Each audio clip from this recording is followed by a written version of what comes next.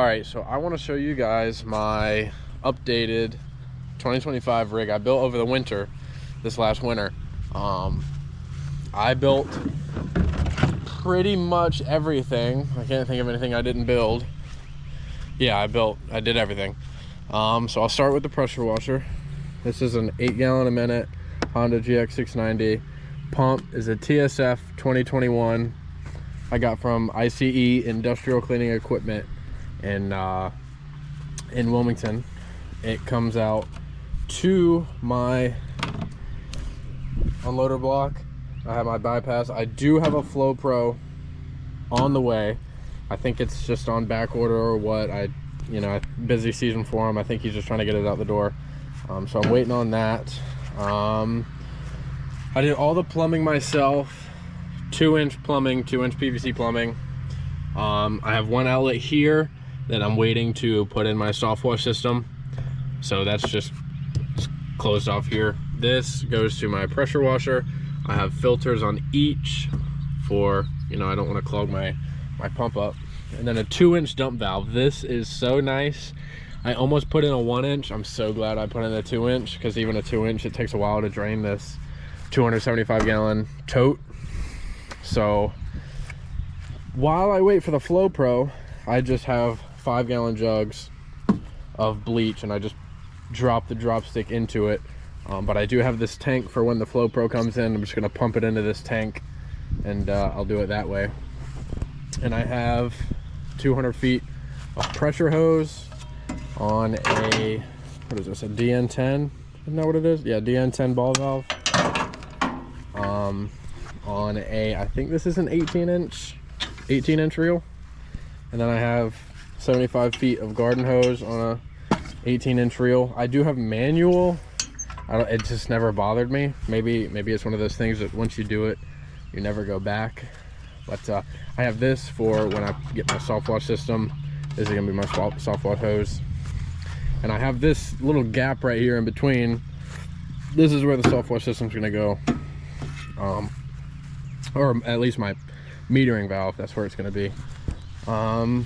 And the coolest, I like this. I have a I think it's a 24-inch, maybe it's a 26-inch high-low solutions surface cleaner. I do think, like, it has a gun delete. It has pretty much all the bells and whistles, a musmatic swivel, whatever that means. But I do notice, this sucker cleans. That boy moves.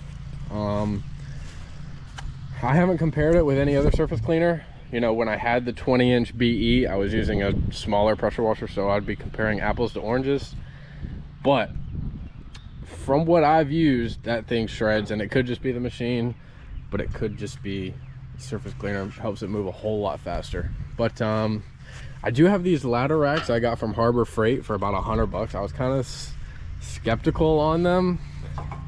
A Harbor Freight ladder rack holding up my ladder, and if it were to fall while I'm driving, that would really suck. But I've been going for a few months now with it, and maybe they're a little loose, but I haven't had any problems. And this is the one thing I splurged on and probably got bigger than I needed, but a 16-gallon fuel tank. And guys, I do not regret it at all. Not having to go to the gas station every day has been absolutely amazing. I can't describe it enough. With my pressure washer, it came with like a 6-gallon boat fuel tank, and that's 16. I couldn't imagine how many I'd have to go every day, sometimes like twice a day, if I had 6 gallons working all day. There's no way. But yeah, that is a brief overview. If you guys want me to go into depth with anything, just comment. I just kind of pointed things out, but if you guys want any details covered, just let me know. I can go ahead and show you. This is what I was most proud of. I did weld all of these together. This is I think this is 2-inch tubing. Yeah, 2-inch tubing all the way around with legs. I welded the legs on there. I've never welded before. I just bought a welder and went at it, and you know, it's sturdy. It's been holding up. I haven't noticed nothing fails. It holds up the machine. But I did bolt it to the trailer instead of welding it to the trailer, just in case I do want to sell the trailer. You just unbolt it, and then it's just a normal trailer I can sell. I did Raptor line the whole thing, even the wood down there. It does seem to be holding up better than my old trailer where I just painted it, so it does seem to be holding up a whole lot better. But yeah, and I did upgrade to a dual axle trailer, just because I actually did have a tire blowout this last Saturday, and if I was on a single axle, I would have been it would have drugged me right off the road. It would have been terrible. I didn't even feel it with the dual axle. But with the single axle, you'll feel, if you have a tire blow, it's gonna pull you. It's gonna, I mean, you'll have a bad day. But I just kept on driving, got home, changed it out, and it was, you know, not a problem.